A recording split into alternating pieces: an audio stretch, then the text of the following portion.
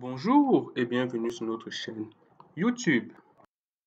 Dans cette série de 2 vidéos, nous allons voir comment préparer des données issues de différentes sources. Ensuite, nous allons les importer sous forme de tables dans Postgres.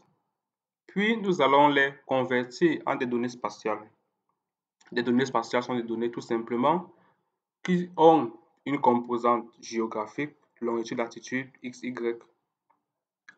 Et nous allons ensuite les importer dans QGIS pour les visualiser. Nos données ont été téléchargées à partir de ces différents sites World City Database. Nous avons pris ça. Et cet autre site-là, dans leur Excel Files, et nous avons pris CSV. Elles ont été importées et les voici ici. Donc voici nos premières données et voici les secondes. Vous verrez que nous avons énormément de données. Nous avons près de 7000 lignes dans nos premières données et nous avons près de 200 lignes dans les secondes. Et l'idée ici est de copier tous ces différents éléments-ci ici afin d'avoir une base de données plus riche. Bien entendu, s'il fallait le faire manuellement, nous prendrions énormément de temps et le risque d'avoir des erreurs dans nos données s'augmente. Nous allons le faire automatiquement avec une formule très intéressante de Microsoft Excel. Cette formule, c'est index match. Donc, nous allons venir ici, indexer la colonne qui nous intéresse. Quelle colonne nous intéresse? C'est la colonne région. On veut indexer et on veut un match qui est comme une jointure. Qu'est-ce que nous voulons joindre? L'élément qu'il y a en commun entre nos deux données, ce sont les pays. Donc, nous venons ici, par exemple, nous choisissons pays. Il définit ça car nos données sont sur différentes feuilles de calcul. Et nous voulons joindre cet élément-ci, pays, à savoir Afghanistan, avec cette colonne-ci. Et nous voulons un match parfait, donc une jointure, disons à 100%. Il nous entre. Il nous demande ça car nous n'avons pas fermé la seconde parenthèse. Vous le voyez bien, de index. Nous faisons oui. Et il crée automatiquement, il prend notre résultat. Nous voyons bien là que nous avons Asia Est. Et si nous venons ici au niveau de l'Afghanistan, nous avons Asia Est. L'idée actuellement est de copier cet élément sur la cellule suivante. Mais là, nous avons une erreur. Pourquoi nous avons une erreur? Parce qu'il a déplacé à la fois nos deux clés, on peut dire ainsi. Maintenant, Afghanistan, que nous avions ici, si nous double-cliquons, nous voyons que notre nouvel élément, c'est le code du pays. Pareil pour ici, il a pris maintenant ceci. Et bien sûr, ils n'ont aucune relation. C'est pour cela que nous avons NA pour dire not a value. Ce qu'il faut faire, c'est figer nos deux éléments. Je vais figer à la fois ma colonne, c'est le symbole $, et la colonne de recherche de la jointure. Je ne fige pas le 2 car je vais coulisser mes éléments vers le bas. Par conséquent, je veux que, par exemple, à ce niveau-ci, ce soit 3. Je fais Entrée. Apparemment, rien n'a changé. Mais vous verrez bien que si je déplace vers la gauche, là, j'ai 31 millions quelque chose. Et si nous venons ici, nous voyons bien après ceci, c'est 31 millions. Ce que nous allons faire, c'est copier cette colonne-ci là et la mettre dans notre donnée de base. Nous n'avons pas copié country car nous l'avons déjà.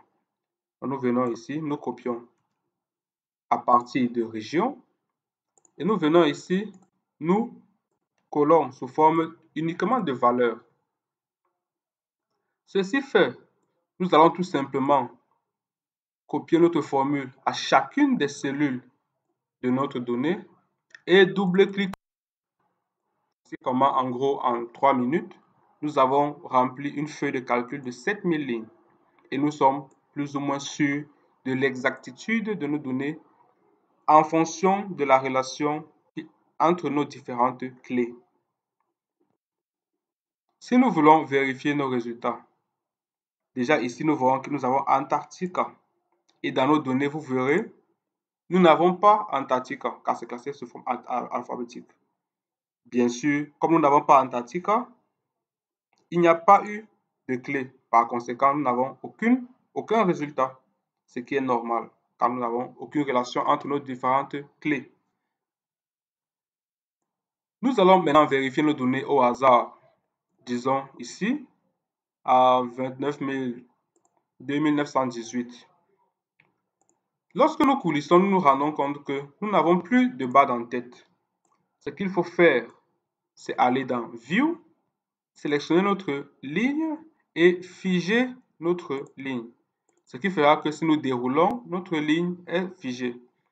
Pareil ici, nous sélectionnons notre ligne, nous allons dans Freeze et nous figeons notre ligne. Par conséquent, nos lignes sont figées. Nous allons refaire au hasard et choisir un pays au hasard, disons ici, disons Iskitim en Russie. Nous allons tout simplement aller copier le pays Russie. Venir ici pour chercher. Pour chercher un élément, on peut faire CTRL F pour aller ici, chercher. Et nous mettons par exemple Russie et nous cherchons. Nous avons une occurrence. Nous venons sélectionner Russie. Nous cherchons au hasard par exemple, disons, la migration. Nous voyons que la migration à ce niveau-ci, elle est de 1,02. Nous voulons vérifier l'exactitude de nos données. Donc nous venons ici, Russie, et nous sélectionnons notre ligne. Nous cherchons la colonne immigration et nous voyons bien que nous avons 1,02, ce qui est exactement le cas. Nous pouvons faire l'élément quelque part au hasard ici. En Italie, nous cherchons tout simplement CTRL-C. Nous allons dans notre table, nous mettons Italie et nous cherchons. Ici, là, il n'y a pas d'Italie, ça veut dire peut-être que nous avons une erreur de grammaire. Donc, ce n'est pas exactement écrit ainsi. Essayons comme ça. Non, Italie. On désélectionne car il cherchait en fait dans notre ligne sélectionnée, à savoir la Russie, et il n'y avait pas d'occurrence, ce qui est normal. Nous désélectionnons et nous cherchons. Nous voyons qu'il trouve Italie. Et nous venons ici, Italie, nous allons chercher par exemple les crops. Nous voyons que nous avons 9,53.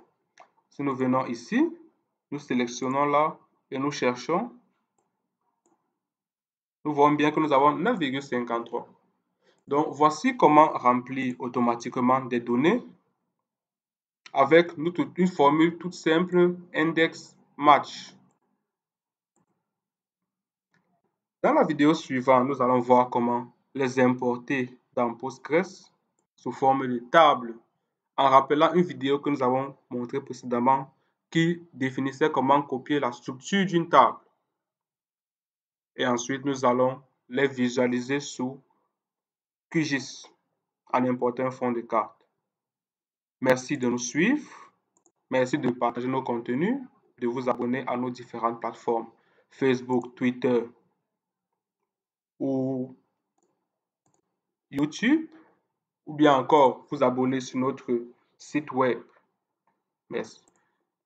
Et à tout de suite pour la deuxième partie de notre vidéo. Merci.